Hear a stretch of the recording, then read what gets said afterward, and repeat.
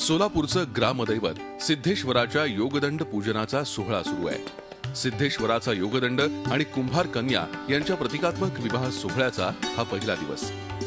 मानकरी हिरेहब्बू यांच्या घरी असलेला सिद्धेश्वर महाराजांचा योगदंड पूजेचे मानकरी शेटे यांच्या वाड्यात नेला जातो। नवीन नवरदेवाची जशी लग्नाआधी केळवण केली जातात तसाच कार्यक्रम इथे पार पडतो। त्यानंतर उपस्थित भक्तांना प्रसाद वाटप केलं जातं। सिद्धेश्वराच्या यात्रेला राज्यातल्या भक्तांसह कर्नाटक, आंध्र प्रदेशातले जवळपास 6 लाख भाविक उपस्थित असतात। 7 दिवस चालणाऱ्या यात्रेत 11 जानेवारी सिद्धेश्वर महाराज योगदंड पूजा, होम हवन आणि पाद्य पूजा, 12 जानेवारी सिद्धेश्वर महाराज योगदंडचे प्रतीक असलेल्या 7 मानाच्या काठ्यांची पूजा करून साज चढवला जातो। 13 जानेवारी सिद्धेश्वर महाराजांनी स्थापन केलेल्या 68 लिंगांना या काठ्या प्रदक्षिणा करून येतात। यावेळी स्थापन केलेल्या लिंगांना तैलाभिषेक केला जातो। याला यन्निमज्जन असं म्हणतात।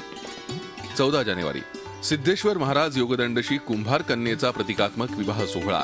याआधी शहरातून 7 मानाच्या काठ्यांची मिरवणूक, अक्षत सोहळा, अंदाजे 6 लाख भाविक उपस्थित असतात।